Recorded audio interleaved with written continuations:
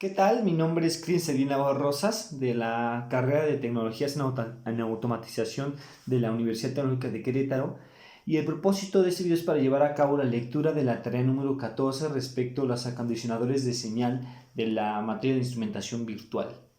En esta tarea, la que estamos visualizando, la tarea que visualizamos en pantalla es la misma que se llevó a cabo de manera escrita y respecto a las configuraciones de los OPAMs, de los amplificadores operacionales.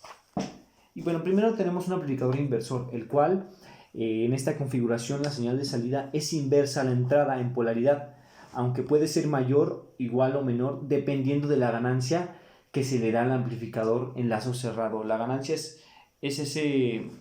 digamos, esa razón por la cual la tensión de salida va a ser mayor a la de entrada. Y aquí nos damos cuenta, aquí está la configuración.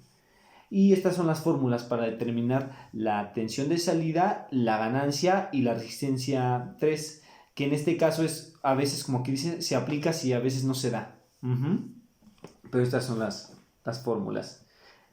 Luego tenemos el amplificador no inversor, el cual entrega una salida no invertida y este consiste en una señal de entrada que está conectada al terminal no inversor del OPAMP.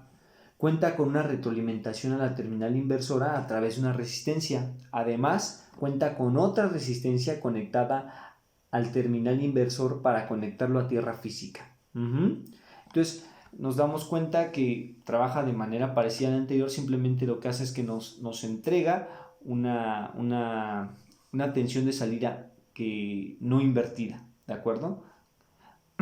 Tenemos la fórmula de tensión de salida y la ganancia, la fórmula para la ganancia. Luego tenemos el amplificador sumador, el cual se encarga de sumar las señales de entrada para generar una sola salida. Las señales de tensión de entrada van a la terminal inversora y la señal de salida será la suma de estas invertidas y amplificadas. Entonces vemos que en este caso a la entrada inversora se conectan varias tensiones distintas a las cuales se les asigna una resistencia a cada una. Y aquí nos entrega una señal de salida, la cual es la suma de las tensiones, ¿no? Y esta es la fórmula para poder obtener la tensión de salida, y esta es la fórmula de la ganancia, de esa razón de la que hablábamos. Luego tenemos el amplificador diferencial, el cual se encarga de amplificar la diferencia de dos entradas de tensión. La ventaja de esta configuración es que rechaza el ruido en modo común. Y aquí tenemos amplificador diferencial, simplemente es la diferencia de dos tensiones. Luego tenemos, en adición, esta es la fórmula para la tensión de salida. Luego tenemos el comparador del OPAMP en lazo abierto, el cual determina cuál de las dos tensiones de entrada es mayor a la otra. Dependiendo de esto, la señal de salida se produce positiva o negativa. Entonces simplemente vemos que dependiendo de cuál sea mayor, vamos a tener la tensión que se encuentra en V más o V menos. Es la única diferencia. Entonces, si esta es mayor, cuando V1 es mayor, obtenemos la tensión positiva. Cuando V2 es mayor, obtenemos la tensión negativa. Es un comparador. Luego tenemos el amplificador integrador, el cual realiza la operación matemática de integración, es decir, puede hacer que la salida responda a los cambios de tensión de entrada con el tiempo a medida que el integrador produce una tensión de salida que es proporcional a la integral de tensión de entrada. Este es un poco más complejo de los anteriores, pero sin embargo su función es entregarnos la integral de la tensión de entrada. Es lo que nos entrega la salida, la integral de tensión de entrada. Y estas son las fórmulas para calcular la tensión de salida.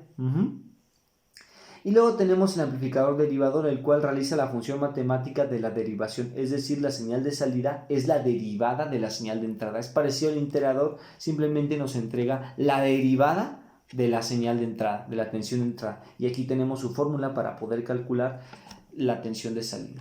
Y luego tenemos el convertidor de tensión a corriente, el cual se basa en que la corriente de salida debe ser en función de la tensión de entrada, pero independiente de la resistencia de carga.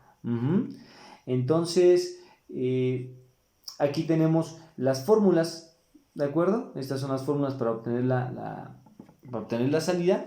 Y eso sería todo. Eso es todo respecto a los acondicionadores de señal. Muchas gracias.